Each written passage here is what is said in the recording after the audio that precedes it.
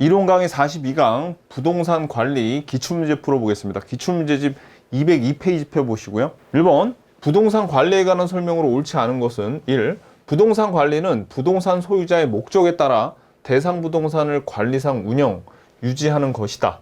뭐 당연히 소유자의 목적에 따라서 운영, 유지하는 거겠죠. 뭐 그렇게 중요한 지문은 아닙니다. 2번 건물과 부지의 부적응을 개선시키는 활동은 경제적 관리가 아니라 이게 기술적 관리죠.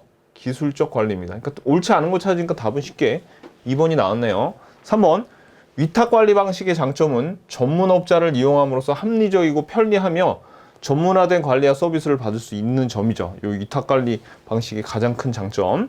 4번 부동산 관리자는 소유주를 대신하여 부동산의 임대차 관리, 임대료의 수납, 유지 관리 업무들을 담당한다. 맞고요. 5번 부동산 관리자가 유지 관리 업무의 수행 시 대상 부동산의 물리적 기능적인 흠을 발견하여 안전하게 유용성을 발휘할 수 있도록 사전 조치가 중요하다 그랬죠.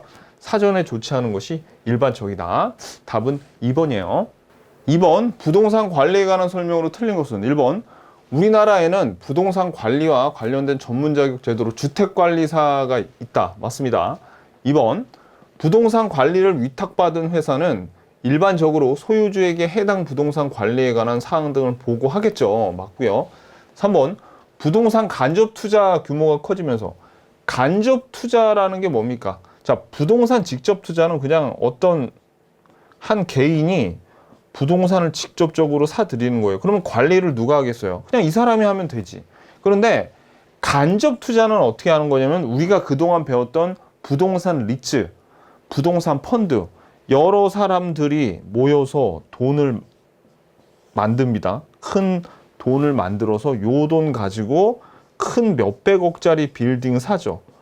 그러면 이거 관리를 당연히 위탁을 해야 되겠죠. 그죠? 그래서 부동산 간접 투자 규모가 커지면서 오피스 빌딩의 관리 업무를 자산관리회사 등에 위탁하는 경향이 있다는 거죠. 이런 간접 투자가 늘어나니까.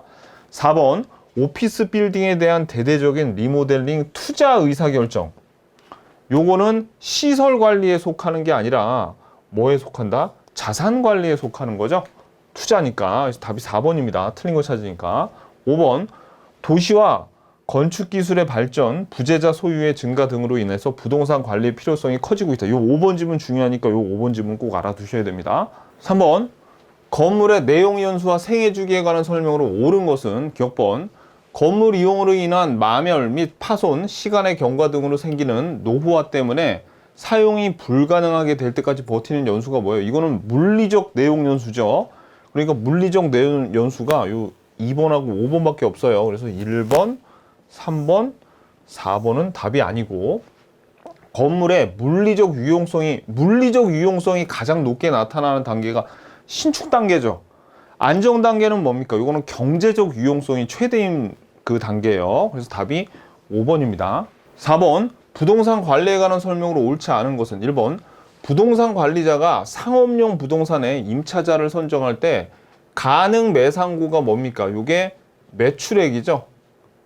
매출액을 뭐라고도 하냐면 여기 나온 임차자 총수입이라고도 해요.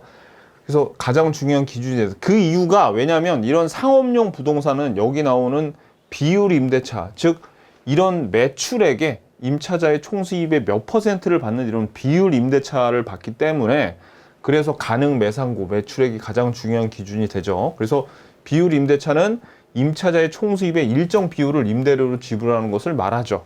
그래서 가능 매상고, 즉 임차자 총수입 매출액이 중요하다고요. 3번 대응적 유지 활동은 요거는 사후적이죠. 사후적 활동이에요. 시설 등의 본래의 기능을 발휘하는데 장애가 없도록 유지 계획에 따라 시설을 교환 수리하는 사전적 유지 활동이 아니라고요. 이건 사후적이고 예방적 유지 활동에 관한 설명이죠. 사전적 유지 활동은. 그러니까 답이 3번이 틀렸습니다. 4번 부동산 관리자는 임대차 계약 시 임차자에게 언제 얼마의 임대료를 납입하는지 주지시킬 필요가 당연히 있겠죠. 그죠? 사실은 둘 다 안 잊어먹어요.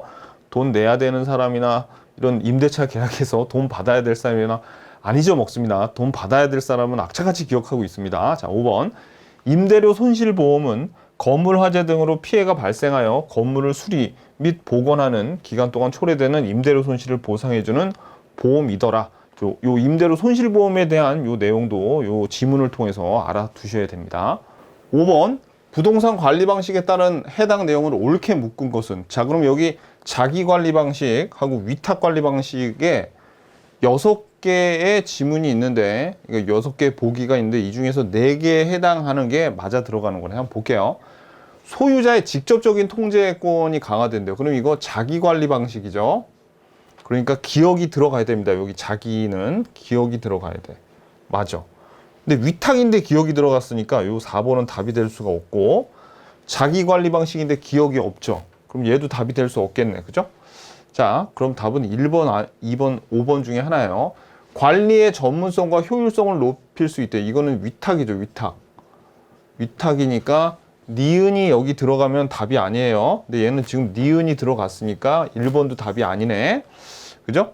얘는 니은이 들어갔어. 자, 그 다음에 디귿을 볼게요. 기밀 및 보안 유지가 유지한 거는 요거는 자기 관리 방식이죠. 그러니까 자기의 디귿이 들어가야 되는데, 얘 디귿이 없네. 요러면은 좀 애매한데.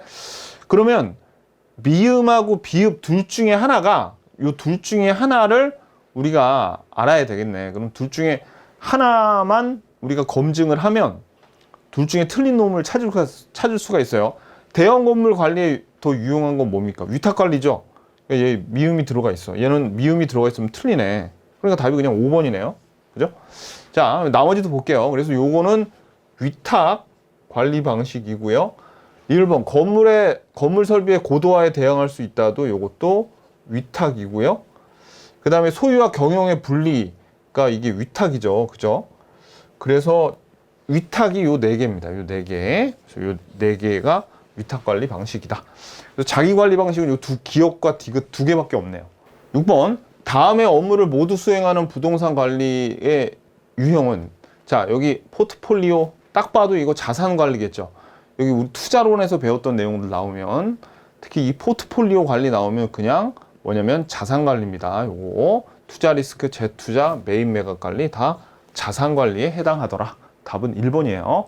7번 부동산 관리에 관한 설명으로 옳은 것은, 1번 부동산의 법률 관리는 부동산 자산의 포트폴리오 관점에서 자산, 부채, 재무적, 이거 나오면 뭡니까?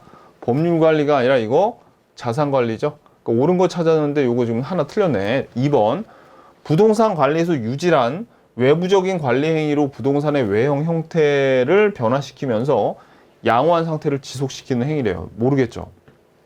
물음표. 3번 건물 관리의 경우 생애 주기 비용 분석을 통해 초기 투자비와 관리 유지비의 비율을 조절함으로써 보유 기간 동안 효과적으로 총 비용을 관리할 수 있다. 이것도 잘 모르겠죠? 자, 그 다음에 4번 시설 관리는 시장 및 지역 경제 분석, 경쟁 요인 및 수요 분석 등의 주요 업무다. 요거는 시설 관리가 아니라 요거는 경제적 관리죠. 그러니까 이거 틀렸고.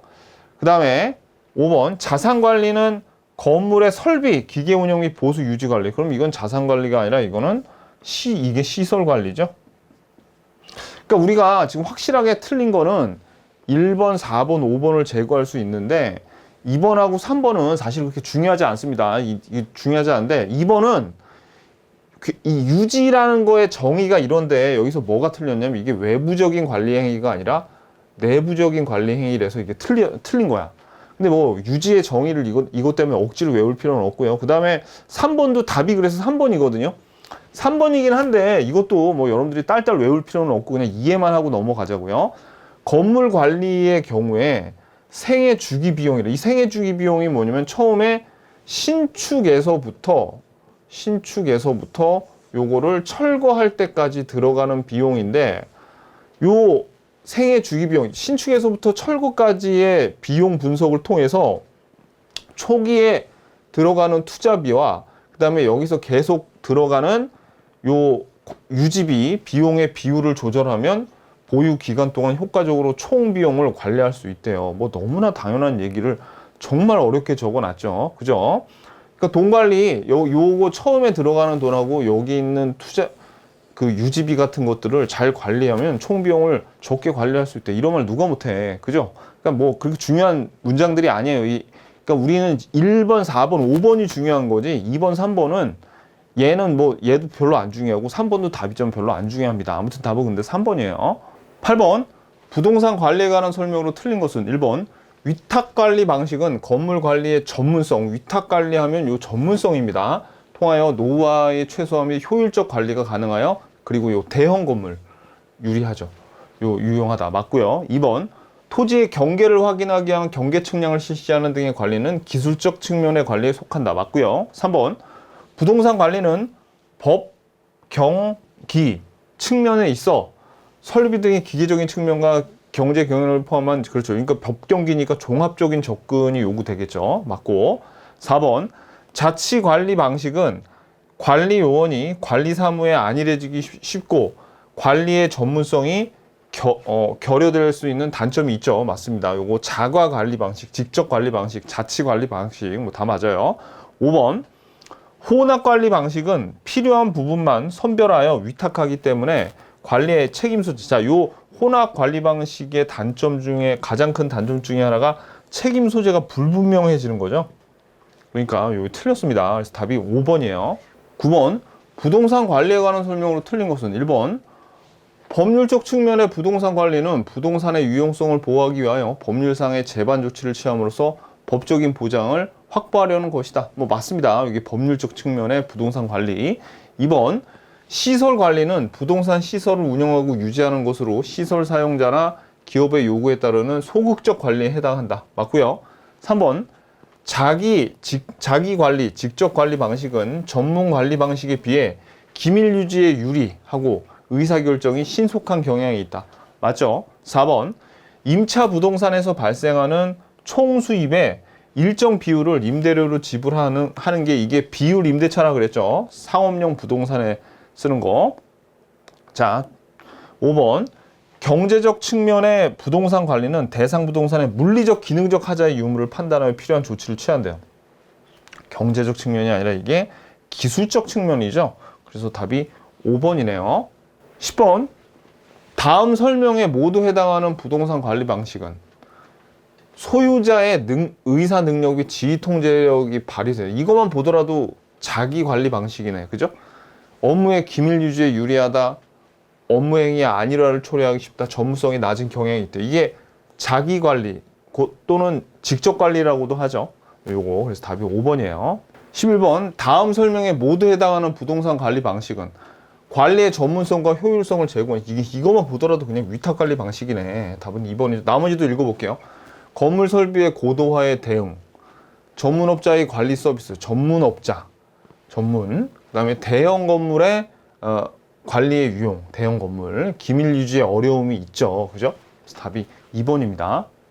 12번 건물의 내용 연수와 생애 주기 및 관리 방식에 대한 설명으로 틀린 것은 1번 건물의 부지와의 부적응, 설계 불량, 설비 불량, 건물의 외관과 디자인 낙후는 기능적 내용 연수에 해당합니다. 요거는 우리가 감정평가론에서 다시 볼 거예요.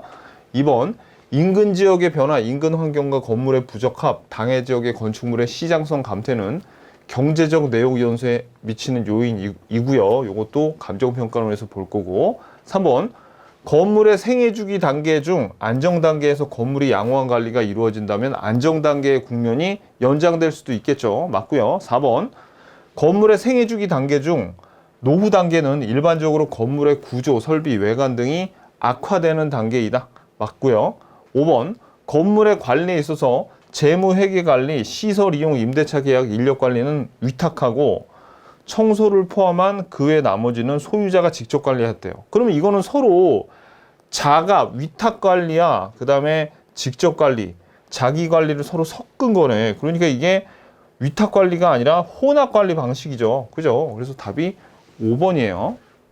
자, 13번 문제 전혀 중요하지 않습니다. 주택관리업자가 하는 업무에 대해서 나오는 건데 여기서 대출할성까지 해주진 않겠죠. 요 주택임대관리업자가. 그래서 답이 1번인데 이게 제가 보기엔 취재위원이 공인중개사 자격증을 주택관리사 자격증으로 잘못 알고 낸 게 아닌가 싶어요. 아무튼 답이 1번입니다. 14번 부동산 관리에 관하여 다음 설명과 모두 관련이 있는 거. 포트폴리오 나왔네. 그럼 자산 관리겠네. 자산 관리. 그죠? 투자, 부동산 투자, 여기 보면은 뭐 재투자, 재개발과정수, 임대 마케팅, 자산관리입니다. 그래서 답이 3번이에요. 15번. A회사는 분양면적 500평방미터의 매장을 손익분기점 매출액 이하면 기본 임대료만 부담하고, 임대료의 종류가 기본 임대료가 하나 나오고요. 손익분기점 매출액을 초과하는 매출액에 대해서 일정 임대료를 적용한 추가 임대료 더 나왔어요. 가산하는 비율 임대차 방식으로 임차하고자 한다. 1년 동안 A회사가 지급할 것으로 예상되는 연 임대료는, 자 그러면 임대료가 지금 어떻게 구성이 되어 있냐면 기본 임대료 하고요. 그 다음에 추가 임대료 두 개로 구성이 되어 있는데, 기본 임대료는 여기 매출액이 얼마가 나오든 간에 한 푼도 못 팔아도 무조건 줘야 되는 게 기본 임대료고, 추가 임대료는 매출액 5천만 원을 넘으면 10%를 주는 거예요. 그러니까 예를 들어서 만약에 매출액이 4천만 원이죠. 그러면 5천만 원보다 적으니까 추가 임대료는 안 내고 기본 임대료만 내면 돼요. 자, 그런데 만약에 매출액이 6천만 원이래. 6천만 원이면 기본 임대료 내고 5천만 원에서 6천만 원이니까 1천만 원 더 손익분기점에서 커졌죠. 1천만 원 곱하기 10%인 100만 원 더 내면 되는 겁니다. 요렇게 구성이 되어 있어요. 요렇게. 그래서 여러분들이 그러니까 요 기본 임대료와 추가 임대료 개념을 확실하게 아셔야 되는데, 봐봐요. 말씀드렸듯이 기본 임대료와 추가 임대료로 구성이 되어 있는데, 일단 기본 임대료는 얼마냐면 보세요. 기본 임대료가 분양 면적 평방미터당 6만 원이죠. 그러면 500 곱하기 분양 면적 곱하기 6만 원이니까 6, 5, 30이니까 3천만 원. 기본 임대료는 3천만 원이에요. 3천만 원. 요겁니다. 자, 그런데 추가 임대료를 봐야 되는데, 추가 임대료는 우리가 예상 매출액을 보니까 20만 원 곱하기 요 분양 면적 평방미터당 20만 원이죠. 그러면 500 곱하기 20만 원을 하면 예상 매출액이 나오겠네. 그래서 500평방미터 곱하기 20만 원 했더니 1억 원이 나왔어요. 그러면 5천만 원 이상인 매출액이 1억 빼기 손익분기점 매출액 5천만 원 했더니 5천만 원이 뭐가 되는 겁니까? 초과 매출액이 되는 거죠. 그러면 5천만 원의 10%인 500만 원이, 그러니까 기본은 3천만 원이고 추가로 500만 원을 더한 요 임대료를 우리가 예상할 수 있겠네. 그죠? 그래서 요 추가 임대료가 5천만 원 곱하기 0.1, 요 10%를 얘기하는 겁니다. 500만 원이에요. 그래서 3,500만 원이더라. 3천만 원 더하기 500만 원. 3,500만 원이니까 답이 요게 4번이 나옵니다. 그래서 요 지금 비율 임대차가 요게 출제 빈도가 되게 높은데, 여러분들 요 두 개만 기억을 하시잖아요. 그럼 어떻게 응용을 하든 간에 여러분들이 다 맞힐 수 있습니다. 시험에는 요 임대 요율은 얼마냐, 요것도 물어보고, 별거, 요 15번 문제가 가장 난이도가 낮은 거예요. 다른 문제를 한번 또 풀어볼게요. 자, 16번 문제는 이것도 비율 임대차 문제인데, 우리가 방금 전에 봤던 15번에서는 뭘 구했냐면 다 주어지고 이제 요 기본과 추가를 구해서 임대료를 구하는 문제를 지금 냈죠. 근데 16번은 임대료를 주고요. 임대료를 주고 뭘 구하는 거냐면 요 손익분기점이 얼마냐, 이제 요걸 물어보는 문제가 바로 16번입니다. 16번 문제가 어떻게 보면 더 까다롭다고 볼 수 있어요. 자, 그러면 여기 보면 임차인 A는 작년 1년 동안 분양 면적 1000평방미터의 매장을 비율 임대차 방식으로 임차했다. 계약 내용에 따르면 매출액이 손익분기점 매출액 이하면 기본 임대료만 지급하고, 이를 초과하는 매출액에 대해서는 일정 임대료를 적용한 추가 임대료를 기본 임대료에 가산하도록 하였다. 전년도 연 임대료가 총 5,500만 원을 지급해요. 여기 임대료를 지금 주어졌죠. 해당 계약 내용에 따른 손익분기점 매출액은, 그러니까 손익분기점 매출액이 얼마인지 물어보는데, 여기 봐봐요. 이게 그러면 총 임대료는 아까 봤듯이 기본 임대료 더하기 추가 임대료란 말이에요. 근데 기본 임대료는, 일단 이 임대료가 5,500만 원이야. 5,500으로 주어졌죠. 그러면 이 기본 임대료는 어떻게 구하냐면 5만 원에다가 요 분양 면적이 1000이죠. 그러니까 요거는 5 곱하기 1000, 5천만 원이겠네. 그죠? 요거예요. 요거. 그래서 기본 임대료는 우리가 구했어. 그러면 이제 추가 임대료, 여기에서 우리가 손익분기점을 구해야 되는데, 요 손익분기점을 어떻게 구하냐면, 봐봐요. 지금 손익분기점 매출액을 초과하는 매출액에 대한 임대료가 5%고, 그 다음에 매출액은 분양면적 평방미터당 30만 원 이래죠. 그러면 보세요. 우리가 식을 어떻게 세울 수 있냐면 이렇게 세우면 되는 거야. 자, 여기 지금 평방미터 1000평방미터에 매출액이 30만 원이죠. 그러면 30만 곱하기 1000을 하는 거예요. 30만 곱하기 1000 평방미터를 하고 요거에서 뭘 빼죠? 손익분기점을 R이라고 넣을 때 요거 곱하기 뭘 하면 되냐면 임료 0.05를 요 값이 5,500만 원이 돼야 되는 겁니다. 그래서 우리가 봐봐요. 이 식을 세웠으면 5,500만 원이 어떻게 나왔냐? 5만, 여기서 5만이죠. 5만에서 1000평방미터를 곱한 게 요게 기본 임대료. 이게 지금 해설에 나오는 겁니다. 그리고 여기에 30만 곱하기 1000평방미터가 1000평방미터 곱하기 30만에서 요게 매출액이에요. 매출액. 총 매출액에서 R이 뭡니까? 우리가 여기 전에 방금 세운 요 손익분기점. 그리고 0.05가 요 추가 임대료에다가 곱해지는 요 임대요율이야. 그래서 자, 이거 한번 싹 지워볼게요. 그래가지고 요 식을 우리가 풀면은 됩니다. 그러면 답이 몇 번이냐면 2억이 나와요. 손익분기점이 2억이 나옵니다. 그러니까 요게 2억이 돼야 돼. 요거. 그래서 여러분들이 요거는 손익분기점을 구하는 거야. 원래는 사실 15번 같이 문제를 내줘야지 수험생들이 임대료를 계산하는 게 맞지만 문제를 요렇게까지 이제 꼬아서 낼 수가 있습니다. 요 문제가 좀 까다로워요.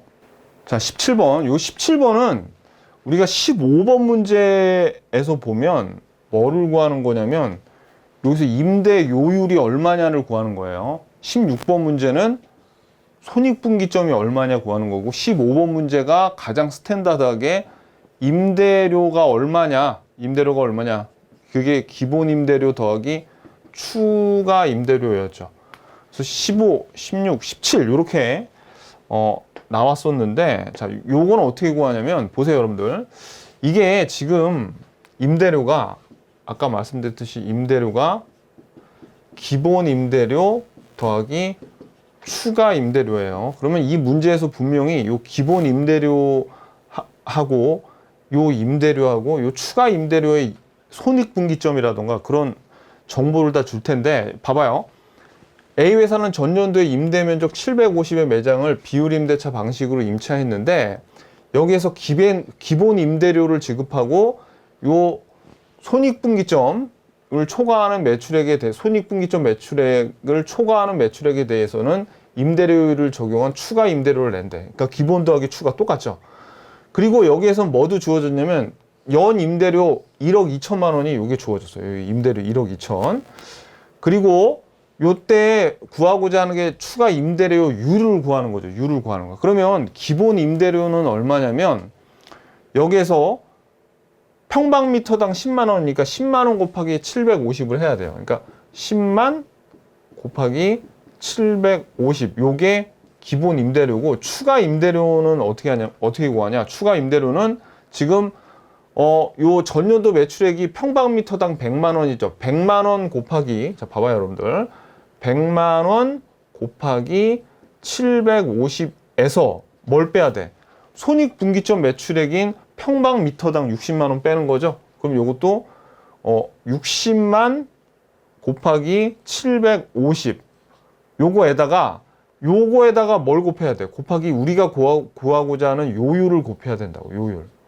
그러면 얘도 지금 여기 나왔잖아요. 요거 더하기 요게 1억 2천만 원이니까 요 식을 풀면 돼요. 그래가지고 요걸 한번 봐봐요. 이게 우리 해설에 나오는 게 기본 임대료가 750 곱하기 10만 원이야. 요거. 그죠? 그 다음에 예상 매출액이 750에서 100만 원, 7억 5천. 요걸 얘기하는 거고요. 그 다음에 손익분기점 매출액은 750 곱하기 60. 요 60만 원 곱하기 750이니까 지금 요 부분을 얘기하는 겁니다. 그래서 요거에서 요거를 뺀 거에 요율을 곱해야 돼요. 요율을. 그래서 식을 세워보면 요걸 계산하면 이렇게 나온다고. 1억 2천만 원. 요 임대료 1억 2천만 원은 기본 임대료 7,500만 원에서 요율. 그러니까 이게 뭐야? 총 매출액 7억 5천만 원에서 손익분기점 매출액 4억 5천만 원을 뺀 거에 요율을 얘네 둘에서 요율을 곱하면 요게 1억 2천이 돼야 되는데 요 식을 그래서 결론은 자, 결론입니다. 결론은 요 식에서 식이 하나 나왔는데 변수가 요거 하나죠. 이거는 그냥 풀면 된다고. 뭐가 나오면 15%가 나옵니다. 그래서 답이 1번이에요. 근데 여러분들이 이거는 그냥 제일 중요한 게 임대료가 기본 임대료하고 추가 임대료로 구성이 되는데 이 추가 임대료가 뭡니까? 매출액에서 손익분기점을 뺀 거 곱하기 요율이라는 거 요거만 알면은 어떤 문제가 나와도 16번처럼 나오던 17번처럼 나오던 다 풀 수가 있는 그런 문제라는 겁니다. 아셨죠? 자, 부동산 관리 문제가 난이도가 쉬운 편인데 그 비율 임대차 문제도 복잡해 보이지만 사실은 그 아까 말씀드렸듯이 임대료가 기본 임대료와 추가 임대료의 합이다. 요거만 딱 머릿속에 넣으면 어려울 게 없습니다. 아셨죠? 수고하셨습니다. 안녕히 계십시오.